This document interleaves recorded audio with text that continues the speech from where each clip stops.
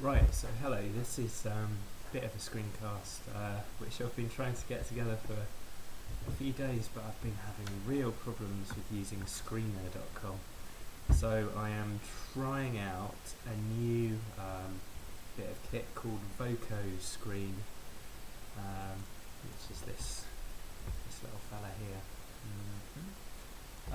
Yeah, it seems pretty nice so far, but I guess we'll see when it comes to it. And apologies for the quality of the sound, I haven't got my mic sorted out at the moment.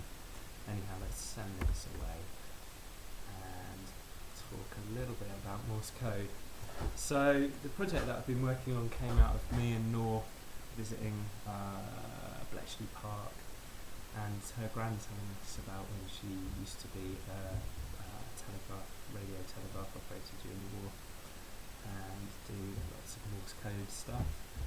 And originally the whole plan was to just make a thing that could translate text into a visual representation of Morse code, but then took it one stage further and made it spit out audio representation of Morse code. And now I've, at the suggestion of @RussellBand on Twitter, added the ability to sort of parse audio, although it's far from complete. It'll probably, well, for most of the cases that I've tested, it will parse the Morse that it creates. So thanks @RussellBand for the suggestion. And I thought I'd do a quick demo of where I'm at so far. So the original use case was to just, actually maybe I should compile it to show we're doing it for real.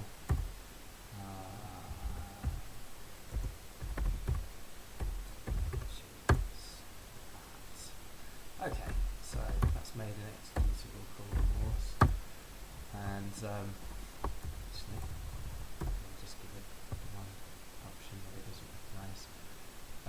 So you can see it's got a fair number of options now. I'm gonna start out with the original use case, which was just translating strings. So let's maybe we should get rid of my arcane mark. Nah, I'm gonna leave this on definitely. You should be able to see what's happening. So I'm gonna just call it no command line arguments and say hello Morse code. Control D to any input, and I get back a screen representation. You can see I've used large slashes for word gaps, spaces for spaces between characters, and nothing for the spaces between symbols, dots and dashes, dots and stars. So of course I'd like to be able to use it as a standard. I'd like to be able to use it as a standard command line thing, so be able to post pipe stuff to it like that. And I'd also like to be able to unmorsify a string. So what I'm doing here is piping SOS to the program Morse to get out, and then passing it back to Morse tag U, which is just going to turn it back into SOS like we'd hoped. So that's where I'd got to at the end of the first screen, the first blog post, which was called Let's Make Morse Code with Haskell, if you ever need to Google it. And I am now on to the second one, where I made it make audio, because of course that's pretty important. And I use this, I spit out this file called morse.out when I do this. So if I call it with a play, so morse-out.wav, I get a nice bit of Morse code. And of course that's a bit of a faff, and you don't want to have to really use another program, so you can tell it to create the audio and then Now that bit does kind of rely on you having APO installed, so it's quite a nice little utility for playing webs and shit like that. Anyway, so that's all very well, but what if we want to take our Morse stream and convert it back into something? So let's first of all make something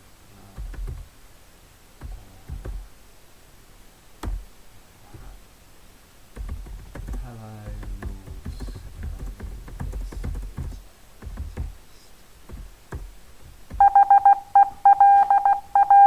Oh my god, we're gonna have to listen to loads of beeping now.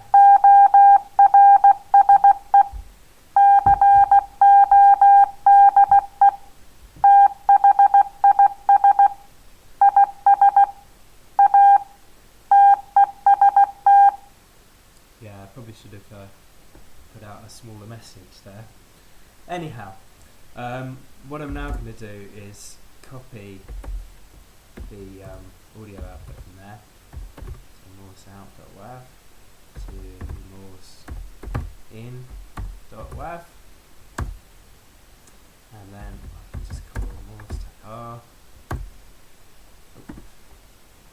I remember to do /, and I get back pretty much the same, apart from with a trailing underscore, which, to be honest, I don't really get asked to fix, but maybe I will one day. Or you can get the code from down there, even below my terminal, and have a play with it and do it yourself. So I think that's a bit about as far as I got. Maybe I'll just quickly run through a little bit of the code on this side. First thing to say is that I created a sort of intermediate data structure just out of convenience called a sample, which is either a space or a beep. This little function just sees if a character is a space. Basically, the library that I'm using, data.wave, converts a WAV file into a big stream of zeros, a big stream of samples which are sort of left padded 32-bit ints. I think they're left padded actually.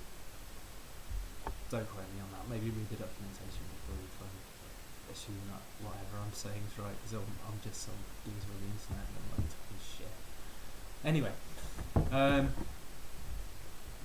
occasionally samples have little spaces in, so we tell it that it's okay to jump over 10 spaces in a row, so that would be 10 0 or 0-ish type of samples.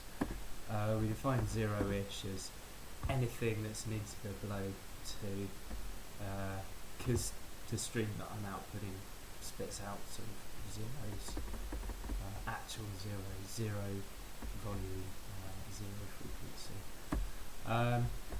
We add a little damping factor in, which it's basically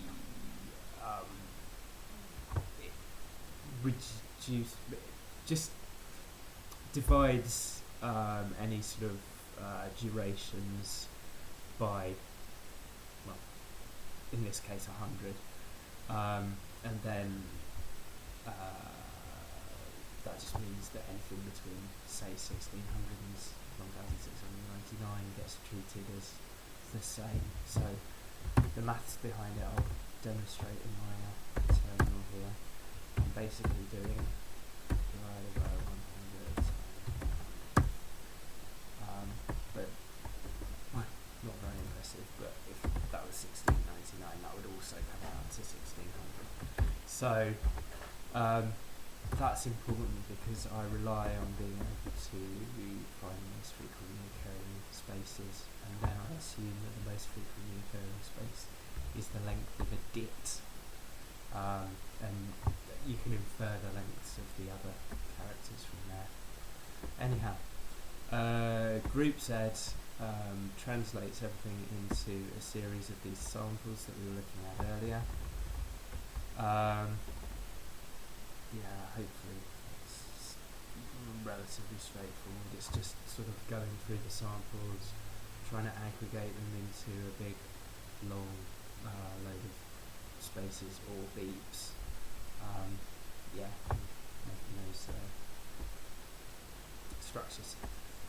Tide is Z. I don't know why it's Z, by the way. I think, well, I went through many iterations and they were going like X, Y, whatever, so we got to Z. I didn't start at A.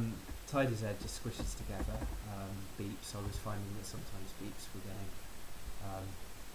separated out into 9 sample long beep. So if it finds 4 of them in a row and then a space, it just squishes them together into 9 times 4, so 36 long. Then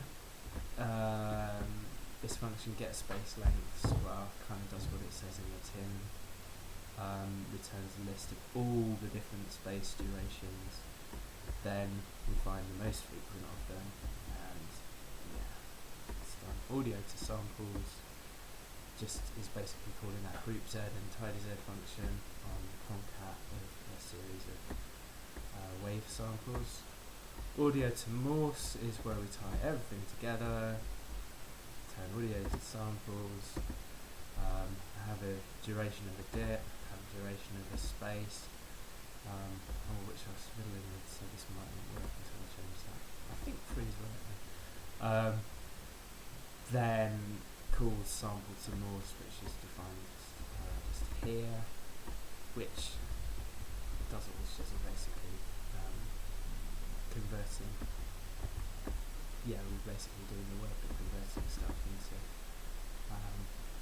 empty space, into character space, into word space, and then if it's a beep, we convert it to a dot if it's dip length, or a hyphen if it's dar length.